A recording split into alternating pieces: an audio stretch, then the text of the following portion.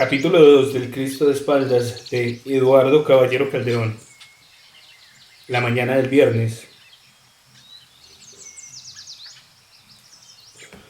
Por la primera vez miró a su rebaño, encerrado en el vasto y destartalado aprisco de la iglesia. Cuando leído el Evangelio del día, vuelto de espaldas al altar, alzó con unción los brazos largos y descarnados y recitó de memoria esta parábola que prefería a todos los que trae el Evangelio. En aquel tiempo dijo Jesús a sus discípulos: Yo soy el buen pastor. El buen pastor sacrifica su vida por sus ovejas, pero el mercenario y el que no es el propio pastor, de quien no son propias las ovejas, en viendo venir al lobo, desampara las ovejas y huye. Y el lobo las arrebata y dispersa el rebaño. El mercenario huye por la razón de que es asalariado y no tiene interés alguno en las ovejas. Yo soy el buen pastor y conozco mis ovejas, y las ovejas mías me conocen a mí. Así como el Padre me conoce a mí, así yo conozco al Padre, y yo doy mi vida por mis ovejas. Tengo también otras ovejas que no son de este aprisco, las cuales debo yo recoger, y oirán mi voz, y de todas se hará un solo rebaño y un solo pastor. Evangelio de San Juan, capítulo 10, versículos 11 al 16.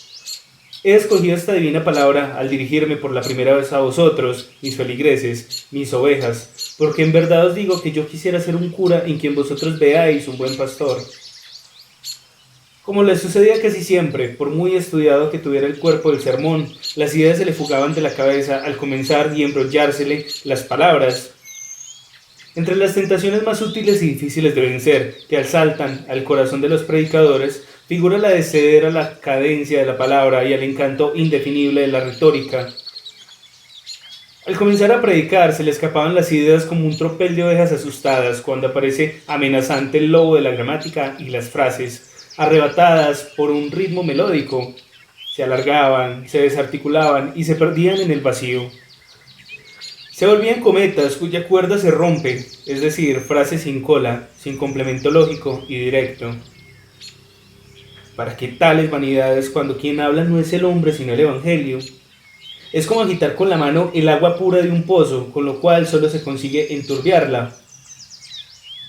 En la tesis que desarrolló en un certamen final en un seminario cuando aún era estudiante, se atrevió a sostener algunas ideas que interesaron a su excelencia, el señor obispo de la diócesis, quien se dignó a discutir laica y patentemente con él porque lo amaba mucho.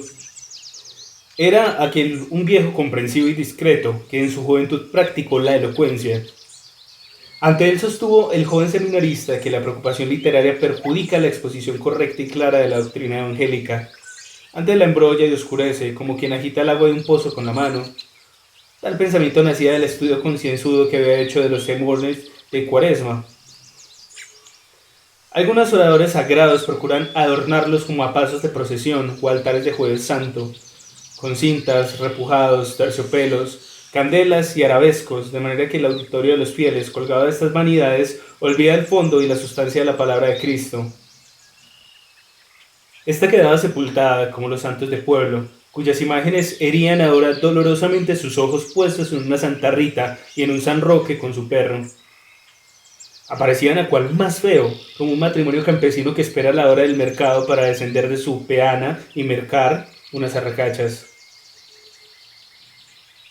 Con sus enaguas de color granate, sus mantos de franjas doradas, sus sobrepellices de encaje, sus aureolas de papel dorado, sus velos de liencillo más propio para fabricar cortinas que roquetes, los santos pueblerinos son la imagen de la mala oratoria.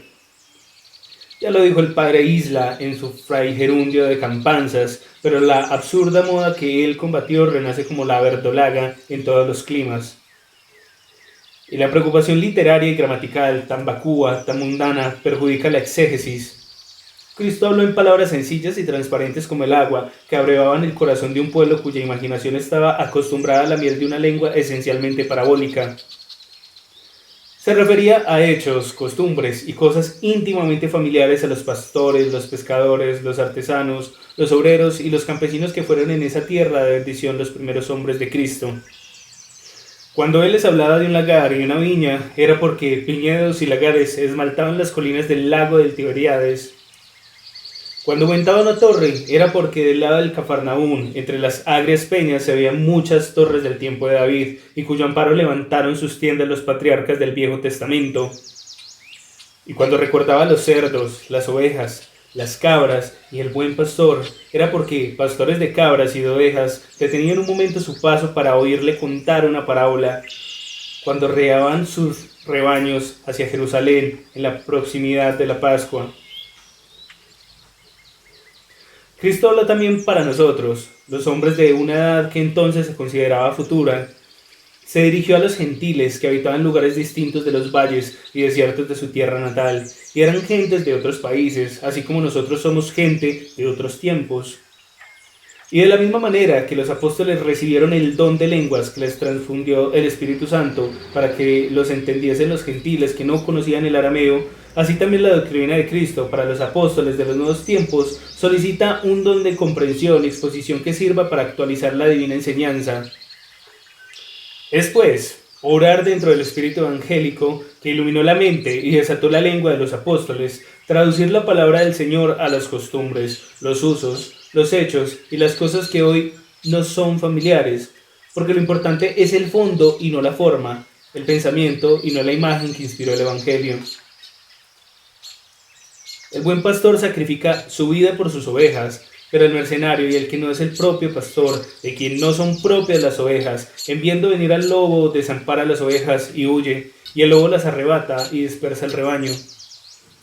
El predicador hizo una larga pausa y luego, según sus ideas, actualizó la imagen evangélica traduciéndola a la realidad triste y monótona de aquel pueblo.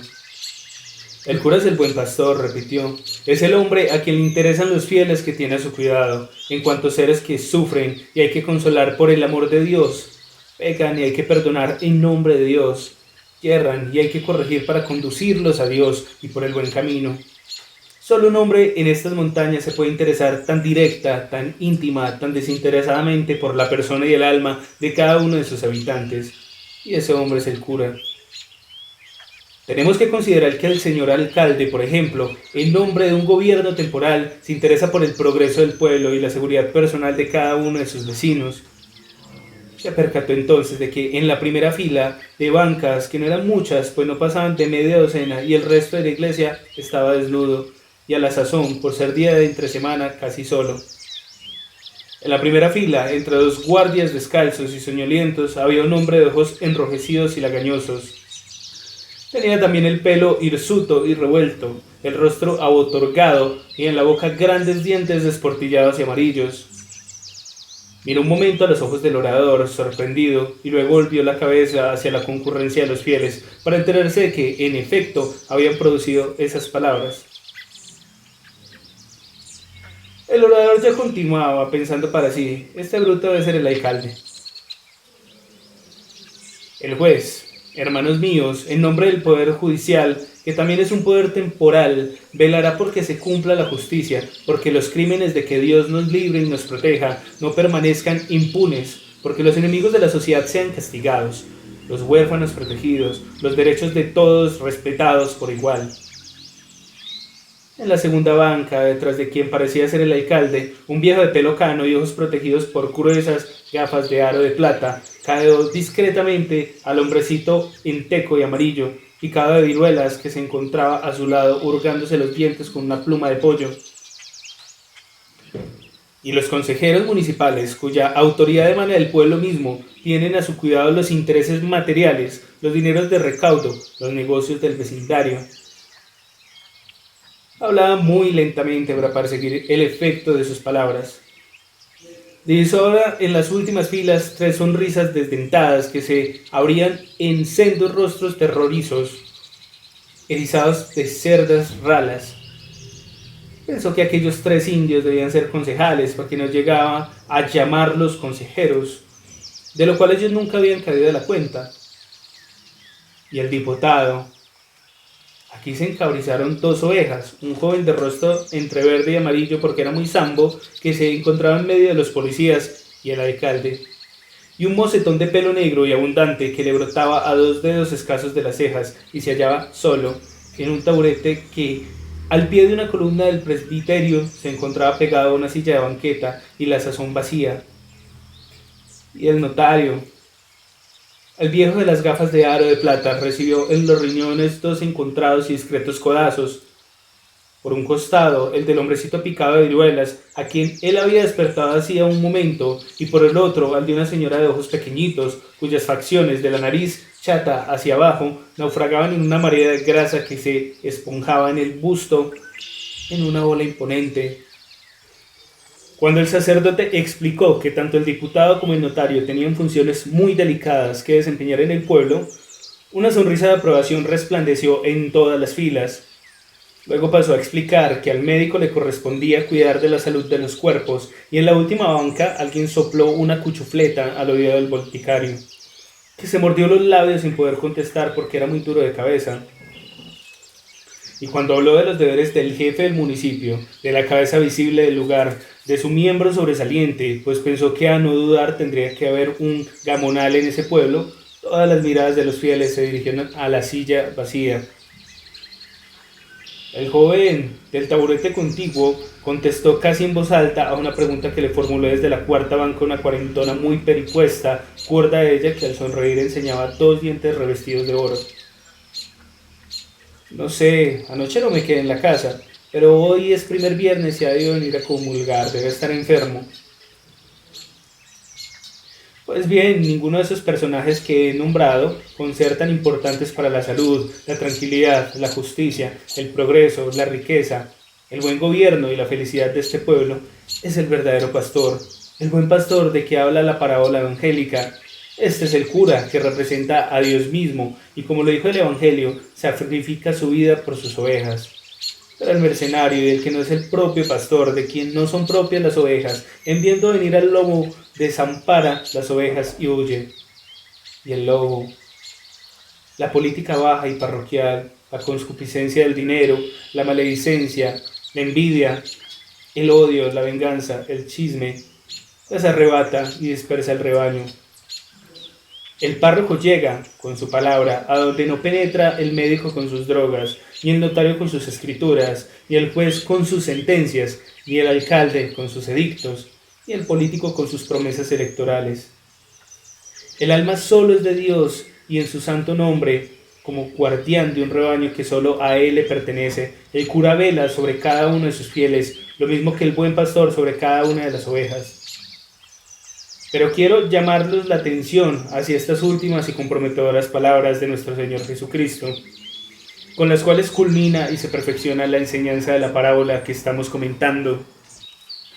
Lo cual quiere decir, hermanos míos, continuó con palabra enérgica y rotunda que se había elevado poco a poco de tono y ahora retumbaba sonoramente en el recinto de la iglesia.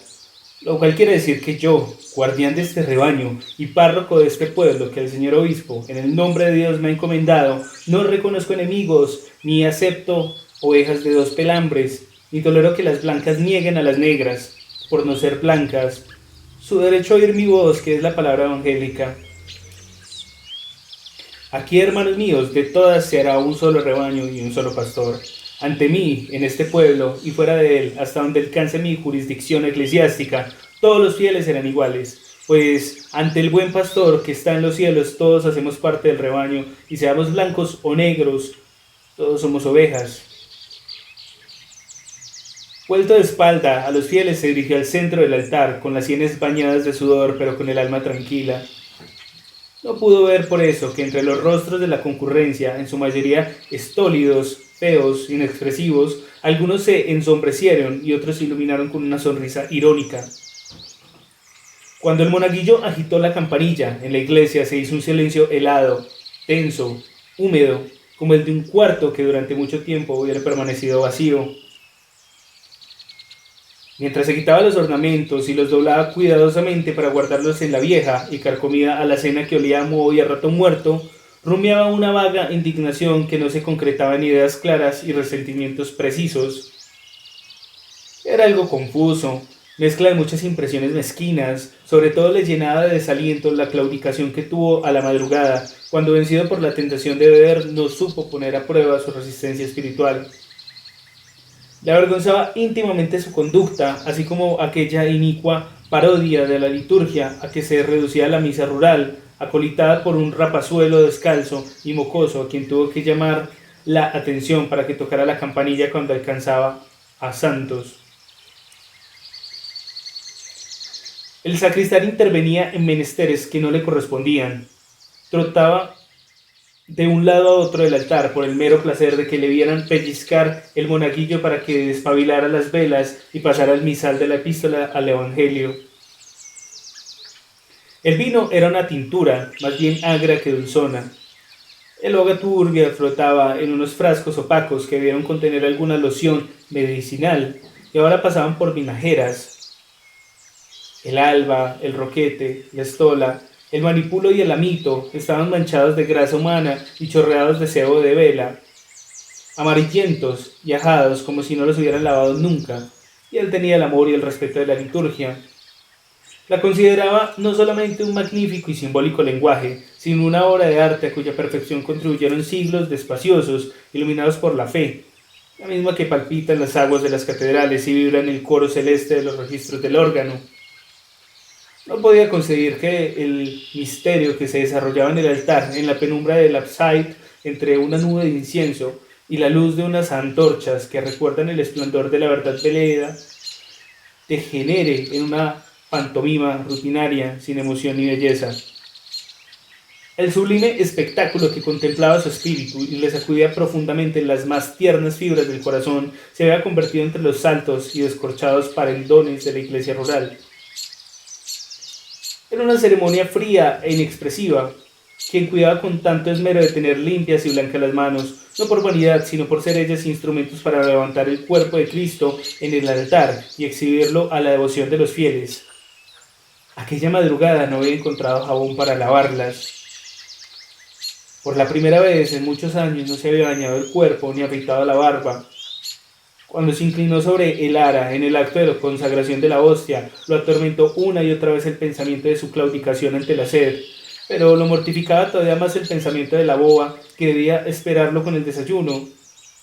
Lo distrajo la visión de la imaginaria de Dios, hecho hombre en la cruz y misteriosamente contenido en la hostia que temblaba entre sus dedos. El recuerdo desapacible de su alcoba, con el estrecho corredor donde aleteaba una gallina clueca y se despulgaba un perro. El sacristán llegó para decirle que lo esperaban en la casa cural. Le sopló al oído con su aliento turbio y aguardentoso estas palabras: el hijo de don Roque, el Anacleto que llegó ayer al pueblo, está en la casa esperándolo su merced.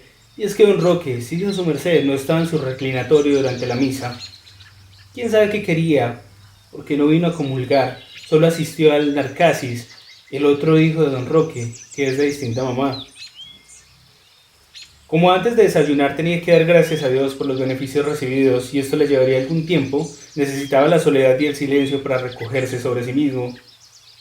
Déjame ahora. Mire su merced que ya está servida la changua. Déjame, te he dicho, pero dime, ¿quién lava la ropa de la iglesia? ¿Eso qué, mi amo? Los primeros de mes yo la saco los manteles y los roquetes de la boba para que los lave. Pero como aquí casi nunca se sole, hay que sacarlos en la cocina. Cerca del fogón sucede que se ahuman. La iglesia es muy pobre, como habrá visto su merced. No tenemos sino 2 manteles, un roquete que su merced ya vio, el alba que acaba de quitarse, y nos faltan 2 ornamentos, el rojo y el verde. A quien gracias que no estamos en Pentecostés, porque si no, como fuera.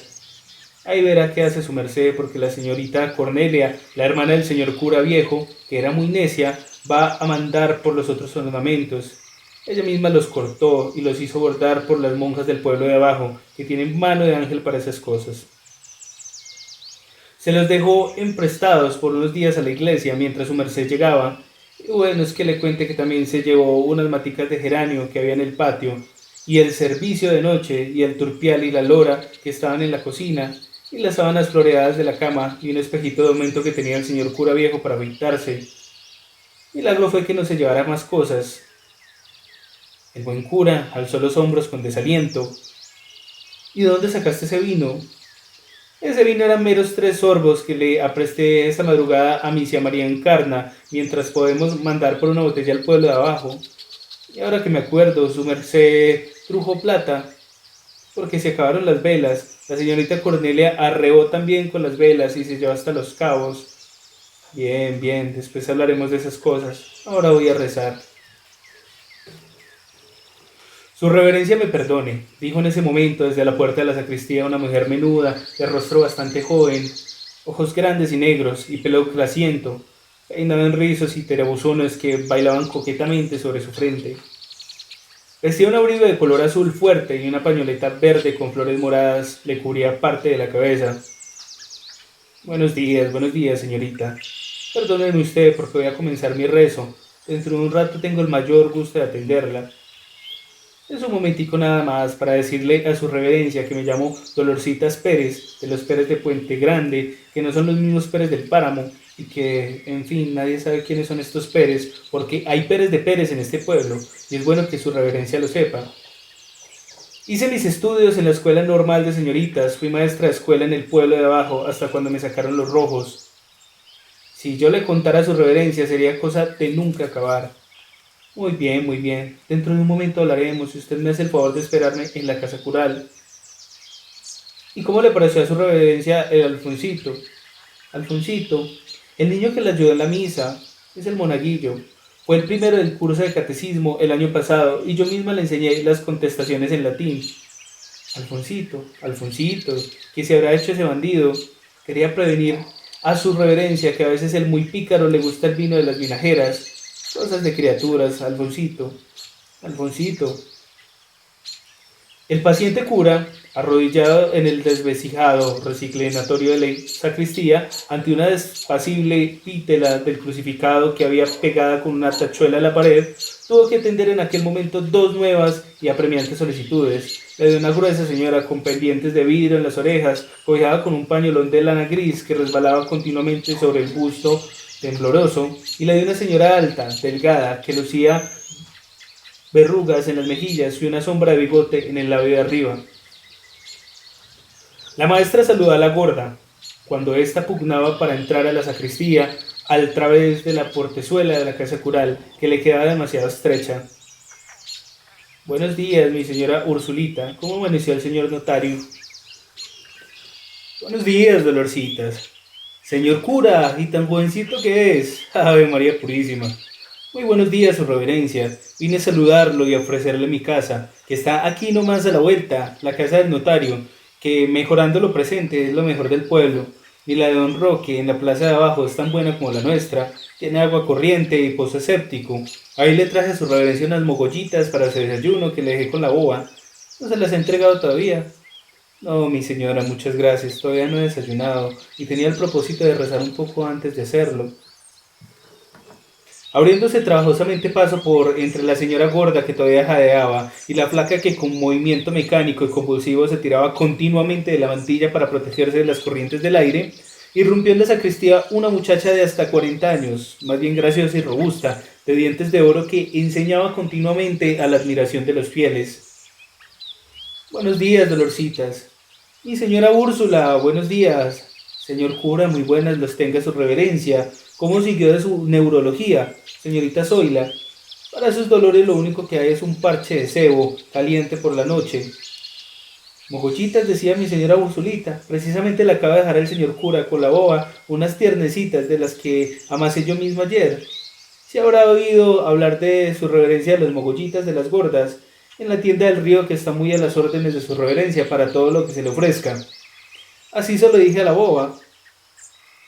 Hoy tenemos arepitas de maíz muy sabrosas que le gustaban mucho al señor cura viejo.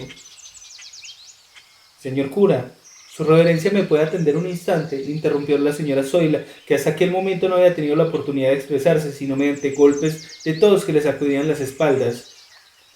Su reverencia podría hacerme el servicio de irme en confesión, es algo sumamente importante. Ave María Purísima, exclamó la señora del notario.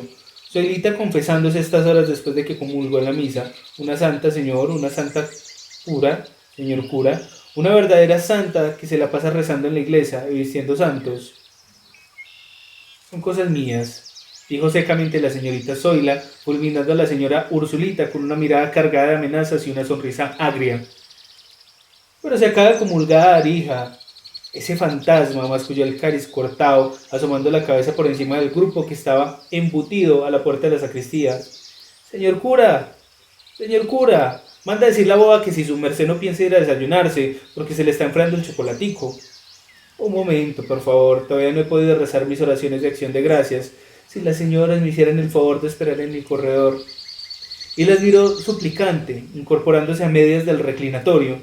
No había acabado de hacerlo cuando, encabezados por Alfonsito, el monaguillo, que mordisqueaba una de las mogollas de la señora Ursulita, aparecieron en la estrecha y larga sacristía por la puerta que daba a la iglesia los niños y niñas de la escuela rural. Es que verá, su reverencia, explicó la maestra frotándose nerviosamente las manos.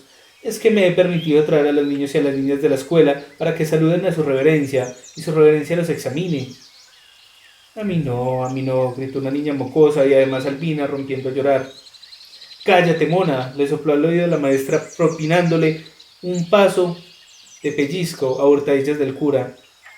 El resto de la escuela soltó la risa sin poder contenerse. La cara de la boba emergió entre los niños de la escuela como un espanto. Al fin va su merced a tomarse el desayunito que ya está con nata, porque mire su merced que tengo que lavar la ropa, aprovechando que no ha comenzado a llover. Si quiere que le lave alguna cosa, su merced dirá. Todo sea por Dios, dijo el cura para sí, y levantándose del reclinatorio se abrió paso por entre el grupo de la puerta y pasó a la casa cural. Desde el atrio que desciende en escalones pendientes y despostillados casi hasta una tercera parte de la plaza, el alcalde señaló con el bordón de Guayacán las nubes grises y negras que colgaban en pesados racimos sobre el alto de la cruz en la boca del páramo. No pasará una hora sin que comience otra vez a llover. Con esta cerrazón, el correo no podrá llegar hasta mañana. Así es, compadre, así es, corroboró el notario. La vieja espaldaña, entablillada por un andamio, pues desde hace ya muchos años la vendían descargando para levantar una construcción más elegante de ladrillo y cemento en lugar de calicanto. Obra de grande aliento que inició 80 años atrás uno de los curas a quienes el pueblo consideraba beneméritos de la localidad. Su memoria se guardaba celosamente de generación en generación entre los vecinos, así fueran liberales como lo habían sido pocos años atrás, y entre las curiosidades de aquel párroco, cuyos dichos todavía se citaban en 5 leguas a la redonda, desde el pueblo de abajo hasta el alto de la cruz, entre sus manías se contaba la de tener en la cabeza los planos de la iglesia nueva, que habría de sustituir la arquitectura sobria y sin pretensiones de la iglesia antigua. Muerto aquel cura progresista, sus sucesores no pudieron terminar nunca la torre de la iglesia, por lo cual la dejaron en pañales, es decir, en andamios, utilizando como cebo para bazares la necesidad de acarrear material al atrio para acabarla algún día. Mal tiempo para las elecciones que ya se vienen, sentenció el alcalde. Peor nos tocó hace algunos años para las elecciones presidenciales, recordó el notario sonriendo. Por eso, por mal tiempo, no pudieron bajar aquella vez los paramundos de Agua Bonita y don Pío V Flecha se quedó con los crespos hechos. Ahora que hablamos de eso, compadre, quedan todavía liberales en Agua Bonita. 3 o 4 sobrevivientes que dice don Roque, porque los otros se encaminaron en Llano Redondo con los bandidos. Pero aquí viene mi ahijado Anacarsis, quien no lo sabrá decir por ser el que le maneja Agua Bonita a don Roque. El mocetón salió de la iglesia, del brazo de una de las gordas. El secretario del alcalde, ojeroso y tímido, la miraba a ella con amor y a él con rabia del otro brazo. «Hola, hijado», gritó el notario. «¿Qué hay de nuevo, padrino?», respondió el muchacho, olvidando a la gorda que se fue muy oronda con el secretario, que era su bobo guardado. Calle abajo por la calle del río. ¿Sí notaron que el viejo no vino a misa? Yo llegué esta madrugada de Agua Bonita y no me apeé en la casa sino donde Rafo, porque el viejo me había mandado un propio desde antier con el recado de que estaba en el pueblo el indio ese del Anacleto. ¿Ya lo vieron ustedes? Lo vimos anoche, o mejor dicho, lo vi yo, porque estuve donde don Roque, en la casa de abajo, tomándoles a los dos las firmas de las escrituras. ¿Y firmaron ambos? ¿Firmaron? ¿Y es cierto que a vos te dio el viejo la plata para que le compraras la finca al Anacleto mientras se las endosas al viejo con una nueva escritura? Es cierto, niño Anacarsis, respondió cabizbajo el alcalde. ¿Y vos le vas a hacer escrituras al viejo? ¿Ya las firmaste? Todavía no, pues estábamos esperando a que se largara el Anacleto. A eso vine, el viejo quiere desde hace tiempos que Agua Bonita sea para mí, y esta es la ocasión de que se me le entregue. Y me gusta Agua Bonita, más le gustaba el Anacleto. Agua Bonita era un criadero de ovejas y sembradero de papa que perteneció a la madre de Anacleto, la hermana de don Pío V Flechas, a quien sacaron como a una de ellas hacía 3 años. La cosa se prestaba para chistes en el pueblo. Este cambio de dueño y de don Pío V pasó a don Roque. Agua Bonita, que debería ser del Anacleto, hijo legítimo de don Roque Piragua y de la hermana de don Pío V Flechas, iría a parar a las manos del Anacarsis, su medio hermano por parte de padre. Para decirle la verdad, agregó el mozo, todavía no se han volteado los 3 rojos que allá quedaban, y para que sepan, tienen muy buenas estancias. Las de los que se fueron no valían gran cosa. Los concejales que les pusieron la mano y ahora las disfrutan, poca papa le sacan. No estará enfermo don Roque, que no vino a misa. Hoy es primer viernes, y él, que es tan piadoso, comulga siempre por esta fecha. Yo también comulgo todos los viernes, pero anoche me dieron mis morideras y Úrsula se empeñó en que tomara un sorbo de agua. Tal vez el viejo no querría pasar por la tienda donde anoche se quedó a dormir el Anacleto, dijo el alcalde, y como el Anacleto se acostó borracho, según cuenta el notario, todavía no se habrá levantado. Es posible, opinó el Anacarsis. Es raro, observó el notario, ensombreciendo el rostro. Estamos entrenando cura, como tú ya lo sabes. Y lo viste. Es raro, pues, que no viniera don Roque a echarle un vistazo. Y a propósito, ¿cómo te pareció el señor cura, ahijado? A mí, pues un cura como todos, tal vez demasiado joven para el cargo. De lo que dijo en el sermón no entendí nada. Pues estará creyendo que va a mandar más que el viejo por esa historia de las ovejas que recalcó tanto. Así será, don Anacarcito, pero habló bonito, muy bonito. Pues que sabes de hablar bonito, ¿qué opina mi padrino? Voy a decirle lo que pudiéramos llamar, y ustedes me perdonen, las generales de la ley, me parecieron superiores. Es hombre joven, de rostro simpático, muy devoto y muy elegante, pero yo no sé si tiene cierto aspecto de señorita, melindrosa. Eso mismo pensaba yo, padrino, cuando le miraba las manos tan blancas y delgaditas como de niña, sin negro en la uña. Eso, me dije, eso puede ser un cura, pero en ningún caso como el otro, que sí era un macho. Pues, ¿qué le parece, don Nacarcito, que a mí se me puso en la cabeza la misma cosa? Pues, ¿qué sabes?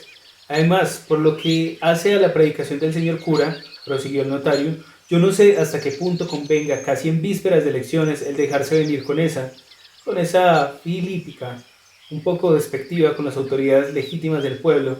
Eso de que por encima de mí el diluvio, es decir, nadie, como decía Luis XV. ¿Luis qué, compadre? Luis XV o Luis XX, porque no recuerdo ahora exactamente, fue un rey de Nápoles. En Europa numeran a los reyes, compadre, como si aquí dijéramos, pongo por caso, Roque I y Roque II, que sería mi ahijado.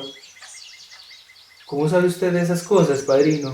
Y verás que fue imprudencia del cura echar esas vainas en estos momentos, porque me imagino que filípicas quiere decir vainas, ¿no es cierto?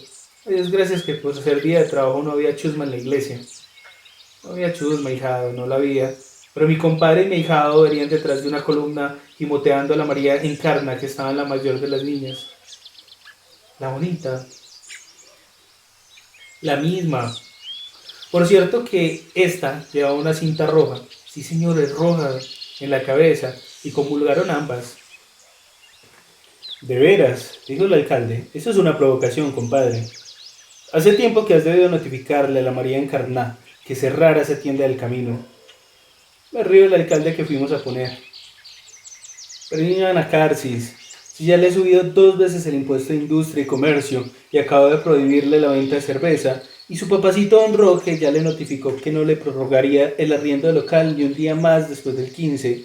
Tampoco es bueno precipitarse, porque no faltarían lenguilargos que le llevaran el cuento al gobernador diciéndole, como por así rezongar, que soy un árbitro.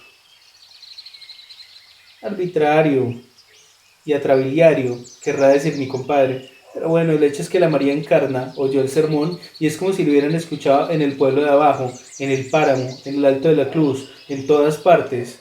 Ella se encargará de repetírselo a todos sus parroquianos. Vamos a ver qué dice el viejo y de paso podemos redactar la escritura de Agua Bonita, propuso el mozo. Por desgracia, yo no puedo ir a saludar a mi señor don Roque todavía, porque tengo que ir a desayunar, manifestó el notario. ¿No será mejor, niño Anacarsis, que esperemos a que don Roque se levante y nos mande llamar? Mientras esté posando en la casa del Anacleto, no hay caso de echar firmas y conversar de nada. Esta vez sí tenés razón. Yo no sabría qué decirles. Como le comentaba anoche a mi compadre aquí presente, le tengo mucha desconfianza a ese bandido del Anacleto. Cierto, cuando mi padre lo echó de la casa hace 3 años, juró delante de mí y de todo el mundo en el pueblo que a los 21 volvería por su herencia y volvería a vengarse. Allí sale mi vieja de la casa cural. Voy a despachar mi chocolate y allá los espero, ahijado. Ursulita, Ursulita, espéreme. Aguarde un momento, padrino, más bien no. Yo siempre pasaré por la casa del viejo con el alcalde. ¿Cómo decía que se llamaba ese rey de Nápoles, padrino? Luis XV. Entonces los espero en la casa. Saludas a mi señor Don Roque. Tengo, ahijado, un resacadito que me trajeron del pueblo de abajo. Por si quiere matar el gusano antes de desayunarse. Excelente idea, padrino. Después de hablar con el viejo, por allá iremos. Cuando logró sacudirse el avispero de las beatas que le acompañaron a desayunar y le hablaron de tantas cosas a la vez que no pudo enterarse parcialmente de ninguna, el buen cura entró a su despacho que quedaba en una pieza de techo bajo, con ventana a la plaza y puerta sobre el zaguán. Sentado en la mesa del rincón, entre dos estantes atestados de viejos libros parroquiales, lo esperaba un joven que balanceaba las piernas. Tenía el rostro ensombrecido por una preocupación interior. Era de piel cetrina, ojos pequeños y vivos, labios delgados y lucía un bigote casi infantil, descarralado que se atusaba nerviosamente con los dedos. Después de los saludos de rigor, más sobrios de como se acostumbran en el pueblo, el cura se sentó en una vieja butaca de hule verde, que por una rasgadura descubría sus tripas de esparto. Calma, calma, muchacho, le aconsejó a su interlocutor, que lo miraba ahora con ojos húmedos y brillantes. Las aletas de su nariz palpitaban como si estuvieran a punto de sofocarse. ¿Quieres confesar tus pecados o quieres simplemente conversar conmigo? Puedes tener plena confianza en mí, considérame como un amigo. ¿Confesarme? No, no he venido a eso, señor cura. He venido a que me proteja su reverencia de que me asesine. Dentro de media hora, de una hora, yo no sé cuánto, tal vez muy pronto vendrán por mí. Usted tiene que protegerme. Si no me esconde en alguna parte, si no me saca de este maldito pueblo. Las palabras se atropellaban, pronunciadas en un tono bajo a fin de que fuera de ellos nadie más se enterase de su contenido. Continuamente con los pretextos más futiles, entraba el sacristán para interrumpirlos. Déjame, te he dicho, cierra la puerta. Como ordene su merced. Era que venía a ver si estaba por aquí la escoba. No se le ofrece nada a su merced. El cura logró tranquilizar a medias al muchacho, cuya ropa demasiado estrecha le embarazaba todavía más que sus preocupaciones. Te veré como un amigo, le dijo, aunque sea la primera vez que nos veamos. Ten la seguridad de que lo que me digas, por grave que sea, puesto que así lo quieres, no habré de revelárselo a nadie. De eso puedes estar seguro. A nadie. Después ya veremos qué se hace, pero antes de que empieces a relatarme tus angustias, yo venía a decirle que no lo maté, ¿me entiendes? Yo no lo maté, padre. Este fue personalmente por un vaso de agua para serenarlo. Con un gesto nervioso, el muchacho se aflojó la corbata y se bebió de un trago el agua del vaso. Lo colocó después de un golpe sobre la mesa. Vamos, dijo su interlocutor, con voz grave, tomándole efusivamente una mano entre las suyas. Cuénteme todo. El Anacleto, que era hijo legítimo de don Roque Piragua y de la hermana de don Pío V Flechas, ya difunta, desde niño se mostró rebelde. Le tira la sangre materna, que es mala sangre, decía don Roque a quien quería escucharlo. Y este don Roque se había casado ya muy maduro, y más por interés que por otra cosa, con la hermana de don Pío V Flechas, a quien por ser en aquel entonces el gamoral de un pueblo donde todo el mundo le temía, no había quien osara contrariarlo. Era aquel don Pío V hombre muy rico, que por toda suerte de mañas y artimañas fabricó una respetable fortuna. acogotando a los vecinos del pueblo, a quienes les daba en préstamo dinero sobre hipotecas y corriendo las cercas de alambre que dividían sus tierras de las de los aldeanos. Tenía fincas en toda la región, desde el pueblo de abajo a la orilla del río hasta el pueblo de arriba, en pleno páramo. Sus dominios temblaban bajo su puño de hierro. Cuando se emborrachaba, que era con frecuencia, solía divertirse disparando a altas horas de la noche en la plaza del pueblo para amedrentarlo.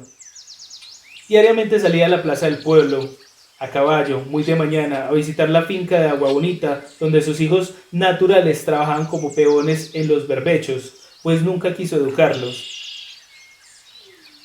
Cuando su hermana estuvo en edad de merecer, como se decía en el pueblo, la casó con don Roque Piragua, que pertenecía a una antigua familia conservadora del lugar, y a la sazón vegetaba, casi en la rutina, en la secretaría del juzgado.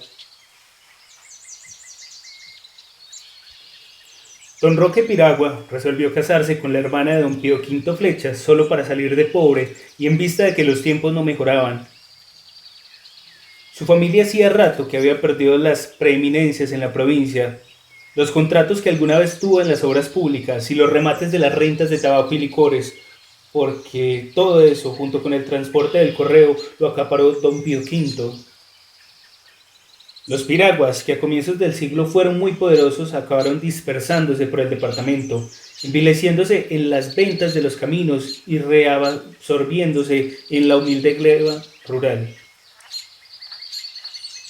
Gracias a su matrimonio, don Roque tenía la oportunidad de restaurar el antiguo esplendor que el nombre de los piraguas tuvo alguna vez en el pueblo.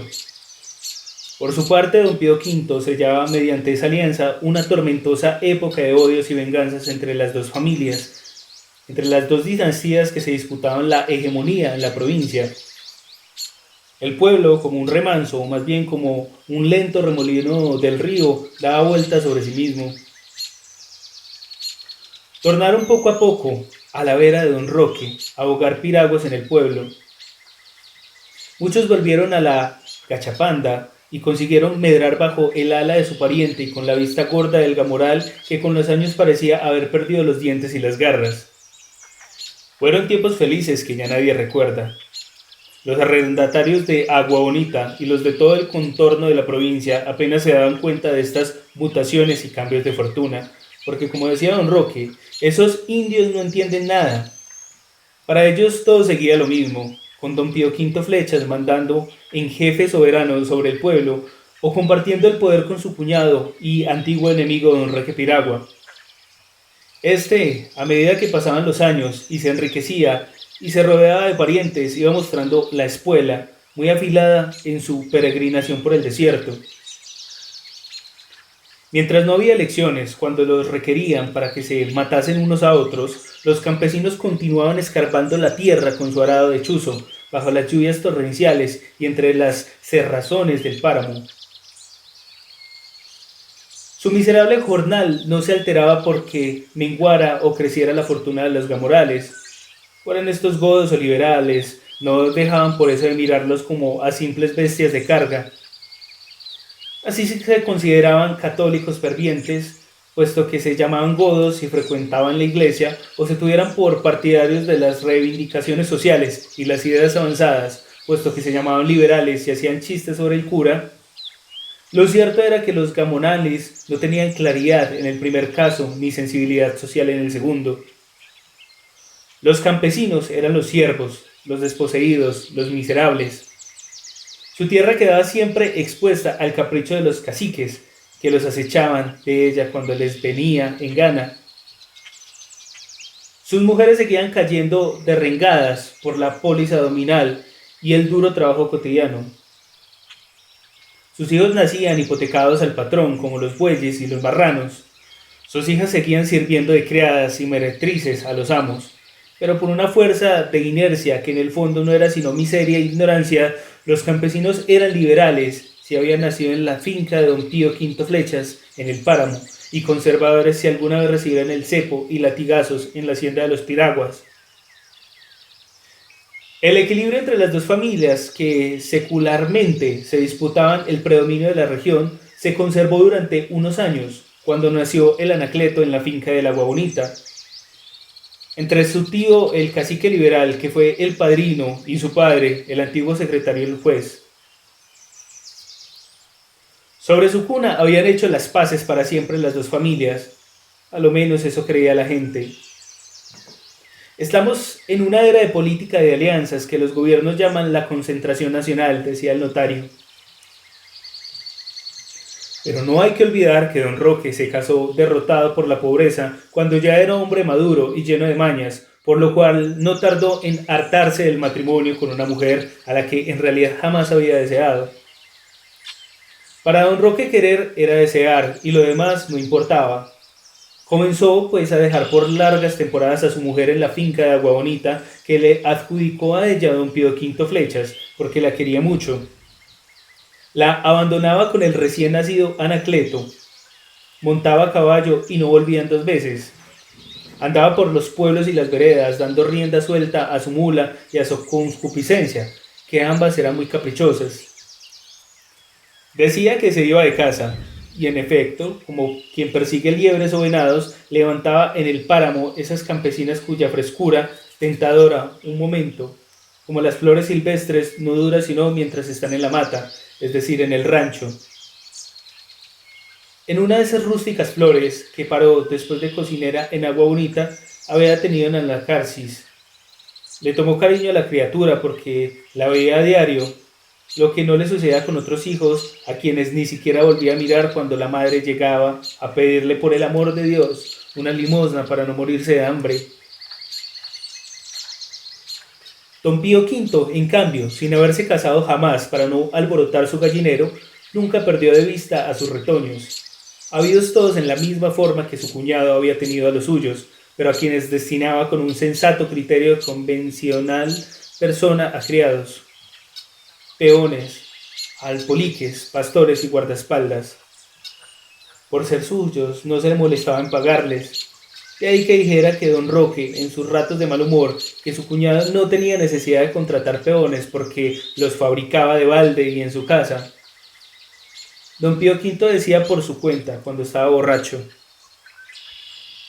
este Roque es una mansa oveja porque lo tengo por debajo, pero donde se voltearan las cargas, Virgen Santa, sería capaz de asesinarme y de robar a su propio hijo.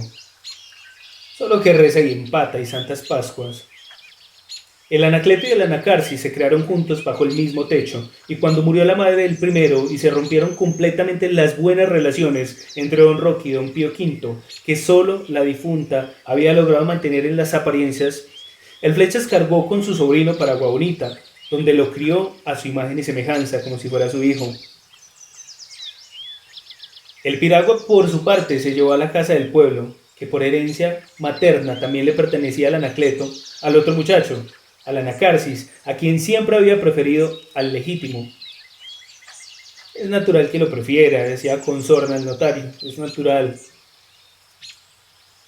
Don Pío V se dedicó pacientemente a envenenar el alma de su sobrino contra su padre, y aquel encono se emponzoñó todavía más cuando soplaron los vientos de transformación política por toda la república, y los conservadores, como los sapos cuando llueve, empezaron a croar en el charco pidiendo rey. No tardaron en hacer a don Roque presidente del directorio municipal conservador, porque le tenían cogidas todas las cabullas a don Pío V y podría meterlo en la cárcel, lúgubre, término de todas las grandezas aldeanas. El Flechas le decía a su sobrino que don Roque era un viejo livinidoso y ladrón, que acabaría robándole su herencia para entregársela al Anacarsis, que era un hijo de P, 3 puntos suspensivos. Le contaba que en las guerras pasadas por el fin del siglo, los piraguas se habían ensañado contra los Flechas y entre las dos familias se trenzaron sangrientas y traicioneras batallas en el páramo. Los hijos son de las madres, decía don Pío V, sin acordarse que a título de progenitor tenía esclavizados a más de 20 hijos suyos, primos hermanos de Anacleto, en los barbechos y sembraderos de papa de Agua Bonita. En la casa de la plaza de abajo, que ya daba por suya, don Roque no trabajaba con menor empeño en envenenar el alma del Anacarsis. Agua Bonita tendrá que ser tuya, le vivía diciendo: ese renegado del Anacleto, que de mí no tiene sino el apellido, habrá un día de morder el polvo que tú pisas, porque los godos volveremos a gobernar en este pueblo, que siempre ha sido nuestro, y entonces yo seré el amo y tú serás el cacique. La madre del Anacleto era una tal por cual, y además muy fea. Yo solo me casé con ella para poder algún día darle un hijo como tú, la educación que ahora te estoy pagando. La cual no fue más allá de ponerlo 2 años en la escuela, en donde descolló por truán, tanto como por bruto, y después lo llevó a manejar la tienda de la plaza de abajo mientras llegaba la hora de mandarlo a Agua Bonita como mayordomo. Los dos muchachos crecieron en el odio y el deseo de la mutua venganza. Cambiaron los tiempos y a don Pío V, a raíz de unas elecciones manejadas ya desde la ciudad por sus enemigos, se le volvió el Cristo de espaldas. Don Roque se apoderó de sus antiguos dominios y lo primero que hizo por medio del alcalde, a quien había recomendado para ese puesto, porque era su mayordomo, fue ordenar la captura de su cuñado por cierto descalco que éste cometió alguna vez, cuando se alzó con el tesoro municipal siendo presidente del consejo. En los pueblos nunca falta material civil o criminal para enjuiciar a los vencidos, meterlos en la cárcel y quitarles la tierra. Don Pío V, desamparado del apoyo oficial de que disfrutó a sus anchas durante muchos años, cuando dominaba su partido, y él personalmente nombraba jueces y alcaldes, haciendo la lluvia y el sol en el pueblo, se convirtió en un vencido impotente. Había tenido que huir de noche, saltando cercas y vallados, y milagro fue que pudiera llegar vivo al pueblo de abajo. Fue en aquella ocasión cuando Anacleto se presentó a la plaza todavía engallado y ensoberbecido porque no había acabado de comprender que ya su tío no era el cacique y otro gallo cantaba en el gallinero. Se apeó en la casa del alcalde para pedirle cuentas por la persecución de su tío. Como estaba borracho, insultó al alcalde que estaba recién llegado y así no se atrevió a prenderlo en consideración a don Roque, que al fin y al cabo era el padre de aquel Badulaque. Entonces el Anacleto, loco de la ira, amenazó con dar muerte a su propio padre si éste no retiraba la denuncia contra su tío y no le entregaba inmediatamente su propia herencia. No tiene la mayoría de edad, le contestó don Roque, quien se presentó a la alcaldía rodeado de un grupo de paniguados y espoliques que miraban al muchacho taimadamente y por debajo del jipa. Anacleto juró y perjuró delante de todo el mundo que volvería al pueblo cuando tuviera 21 años, no solo por su herencia, sino a vengarse de ese viejo bandido que era su padre. Este le cruzó la cara de un latigazo con su pesado cinturón de guarniciones metálicas y le volvió desdeñosamente las espaldas. Lárgate con el bandido de tu tío, le había dicho.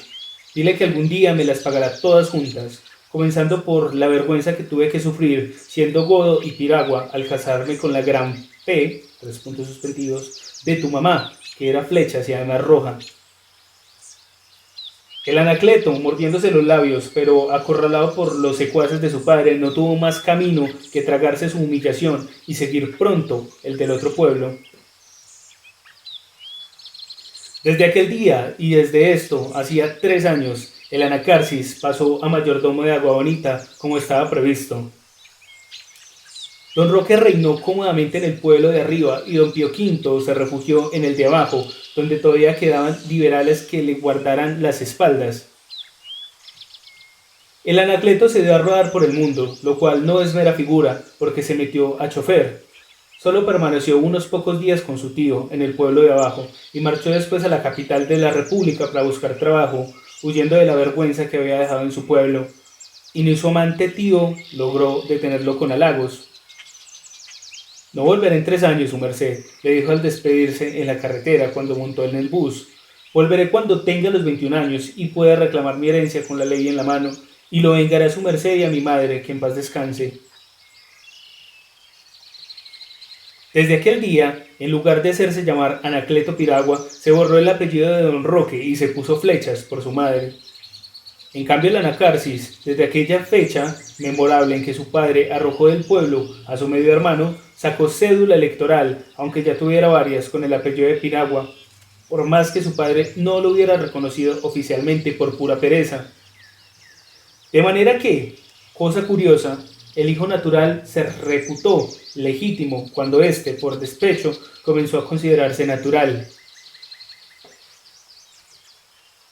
Así son las cosas, comentaba el notario a Misia Úrsula, cuando a la medianoche, desvelados los dos, se ponían a hablar de estas cosas que eran la diaria comidilla del pueblo. Nadie sabe para quién trabaja. Sigue, sigue, te estoy oyendo, dijo el cura al muchacho cuando éste, después de haber resumido la grandeza y la decadencia de su casa, permaneció en silencio. Contó después que al llegar a la capital entró en engrasador y lavador de automóviles en el taller de unos paisanos. Luego ascendió a secretario de camión, después pasó a chofer de bus en las líneas suburbanas y ahora soñaba con liberarse de aquella servidumbre si lograba comprar, con su herencia materna, un camión para viajar por el país conduciendo viajeros y mercancías. Había conocido antiguos amigos de taller que comenzaron sin un peso y ahora eran propietarios de flotas terrestres. Y el Anacleto deliraba desde cuando vio por primera vez un automóvil, con llegar a ser chofer y propietario de camión. Amaba el desenfado, el vocabulario insolente, el atuendo extravagante de los choferes de bus. Para él no había cosa más admirable en este mundo que un motor de explosión cuyas primeras letras y tornillos aprendió en el taller. Su música predilecta, cuando no la de los porros de la radio, era la de un carro al que están carburados. Hablan del timer, del acumulador, de los platinos del exhausto. Lo conmovía hasta las lágrimas. Cuando entraba a las plazas del pueblo con su bus que metía un ruido infernal para lo cual le había acondicionado el exhausto, le parecía que él encarnaba la fuerza, la belleza, la rapidez, la prepotencia de aquella máquina norteamericana que obedecía dócilmente sus manos. Si no despreciaba completamente al resto de los seres mortales que para su desgracia no nacieron choferes, era porque pensaba que sin ellos, que componen el vulgar mundo de los peatones, los buses y los camiones, no tendrían a quien molestar. A pesar de la angustia que como una marea le iba helando el espíritu, el cura no pudo menos de sonreír cuando Anacleto, en el colmo de la indignación, exclamó: «Piense su reverencia que ese bandido de mi padre y ese malnacido de la Anacarsis nunca han montado en bus. Cuando llegaste al pueblo, fuiste inmediatamente a casa de tu padre». «A mi casa», diría su reverencia. «No, primero fui a casa del notario para que notificara al viejo y preparara las escrituras de traspaso de mi herencia, y luego bajé por la calle del río a la tienda de las gordas, donde encontré al secretario del alcalde, que era un pobre peón camionero en tiempo de mi tío Pío V. Tomamos juntos unas cuantas cervezas, hablando siempre de cosas del pueblo, que andan ahora patas arriba desde que nos fuimos, y ya era noche cuando el notario me mandó a llamar a la casa de abajo. Al entrar le saludé al viejo, que había enflaquecido mucho desde aquella vez. El notario leyó la hijuela de mi madre y las escrituras. El viejo hizo agregar una cláusula especial sobre los animales, porque quería quedarse con el caballo tuerto y una yunta de bueyes. El notario me llamó aparte y me dijo que si yo iba a ocupar esas tierras o a venderlas. «Ocuparlas», respondí. «No quiero que me asesinen en esta cueva de bandidos, señor notario. Además no tardaría mucho en robármelas». Lo dije alto para que lo oyera el viejo. «Prefiero venderlas». «Yo sé de alguien que es el alcalde, que se las compraría por 10,000 pesos. Se las vendo. La mitad de contado y la otra mitad en letras que usted puede descontar en el pueblo de abajo, en la agencia de los transportes terrestres». «Como usted diga, ni una palabra más. Le prevengo que deseo salir mañana mismo de este pueblo, porque ya tengo palabreado un camión en la ciudad y debo pagarlo pronto». «Tendrá su dinero a mediodía, con tiempo para viajar al otro pueblo», me dijo el notario, y agregó que me llevaría las letras ya firmadas. Eso fue todo lo que hablamos. Luego el viejo, sin despedirse de mí, subió renqueando las escaleras a la pieza de arriba, y el notario me explicó que tenía encargado de su parte de decirme que me quedara abajo, en la trastienda, puesto que la casa todavía era mía y podía así salir y entrar cuando me diera la gana, y me entregó la llave. Yo me caía de sueño. Me tiré sobre el mostrador, rendido de cansancio. Cuando esta mañana desperté con mucha sed en busca de un vaso de agua, vi que tenía la ropa salpicada de sangre que goteaba del techo, porque la tienda no tiene cielo raso y la pieza de arriba está entablada con gruesas planchas de madera que dejan filtrar la luz. Al verme así, subí las escaleras corriendo, pues algo me decía en el corazón que habían asesinado a mi padre. Lo encontré tirado en el suelo, pues debió caerse de la cama cuando forcejeaba con el asesino, y estaba boca arriba con los ojos abiertos, los brazos estirados, literalmente cosido a puñaladas y bañado en sangre. Sigue, sigue. Lo dejé tal como estaba. Viajé a la tienda, me lavé las manos en la pila y como tenía la ropa muy manchada me la quité. La envolví en un papel con una piedra y la tiré al aljibe. Me puse este vestido del viejo que encontré en su armario y sin pensarlo 2 veces me vine corriendo a la casa cural. Temía no encontrar a su reverencia, pues el notario me había dicho anoche, o mejor, le había contado a mi padre delante de mí que el nuevo cura solo llegaría a la madrugada. Por esto, cuando oí campanas en la torre sentí un gran alivio. Salí de la casa por las tapias del solar para no abrir la tienda y vine aquí dando un largo rodeo. Ahora pienso que fue inútil porque si nadie sabe todavía en el pueblo que asesinaron al viejo, aunque me hubieran visto en la calle, nadie podía pensar que yo estaba huyendo por haberlo asesinado. Pero juro por la memoria de mi padre que soy inocente. No niego que sea un buen muerto y que tenía que morir como un perro, pero no fueron estas manos las que le quitaron la vida. Lo oye, padre, no fueron estas manos, no fueron.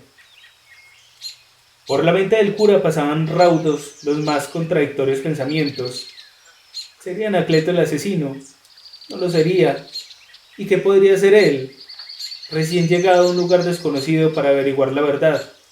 Mirando fijamente en los ojos al Anacleto, como si quisiera sondear hasta el fondo más oculto de su alma, le preguntó: ¿cómo podrías demostrarme que tú no lo mataste? ¿Cómo? No lo sé, pero por Dios, usted tiene que creerme, padre. Yo soy inocente de este crimen. Yo no soy un asesino. Juro que es la verdad, todo lo que le he dicho. ¿Acaso usted no me cree? ¿Por qué no quiere creerme? Es que no me puede creer. Y poniendo las manos pesadas y callosas en los viles hombros de su nuevo amigo, lo sacudió violentamente, ciego de ira y de espanto, con los ojos desorbitados.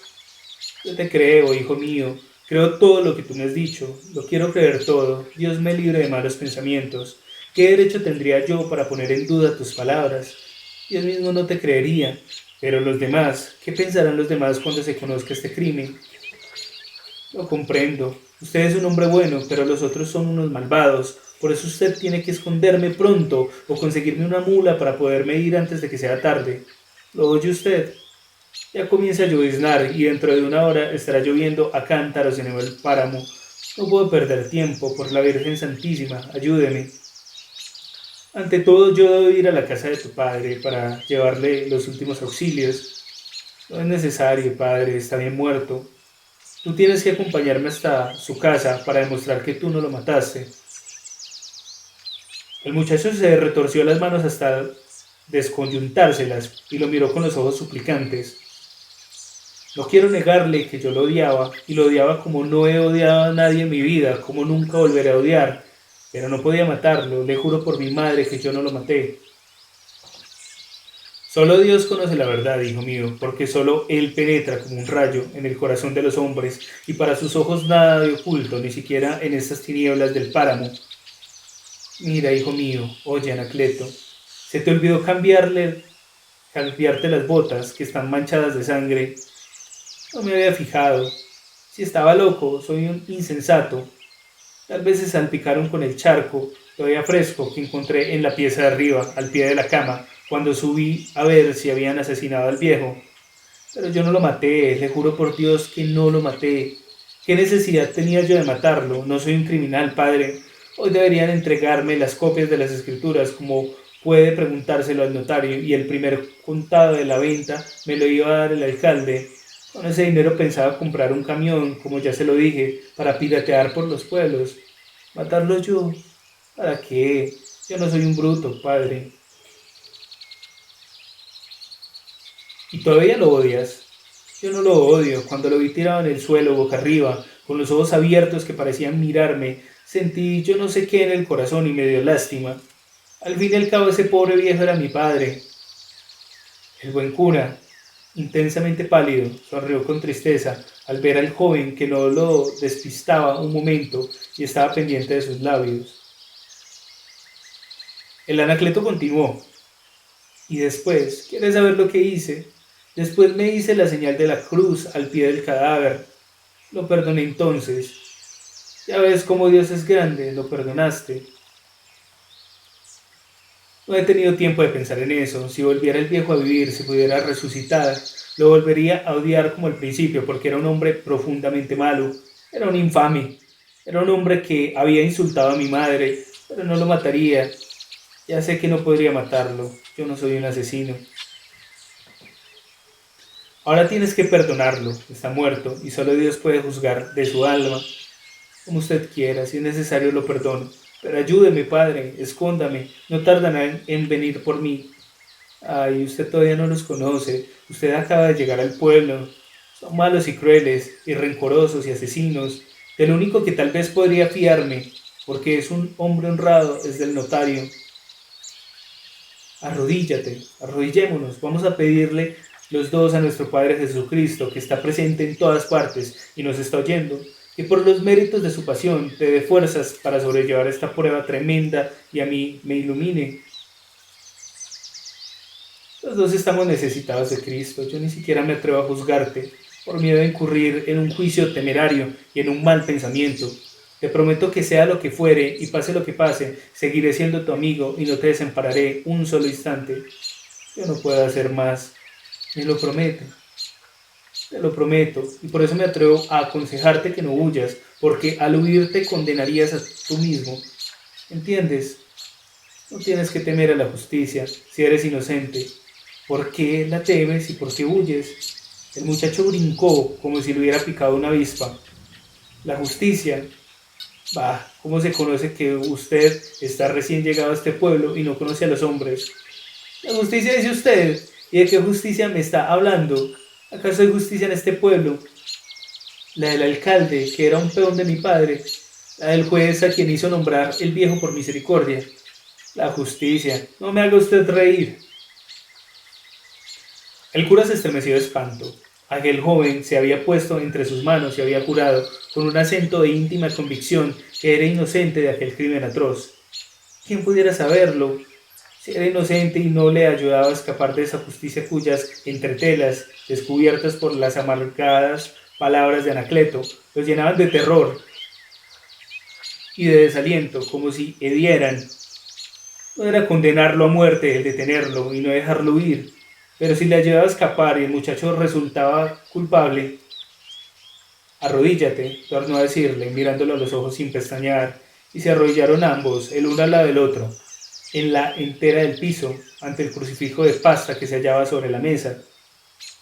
El sacerdote comenzó a rezar lentamente, Padre nuestro que estás en los cielos, Padre nuestro que estás en los cielos, repitió dócilmente el muchacho, santificado sea tu nombre, santificado sea tu nombre. En aquel momento se oyeron pasos precipitados y voces en el zaguán, y abrieron violentamente la puerta que daba al corredor, y entró el caricortado, tan agitado que apenas pudo balbucear estas palabras. Ahí están el alcalde y el notario, y el juez, y el niño Anacarsis, y los dos guardias municipales, porque encontraron asesinado en su casa a don Roque Piragua. Alma bendita, Ave María Purísima. El señor notario me mandó a echar un doble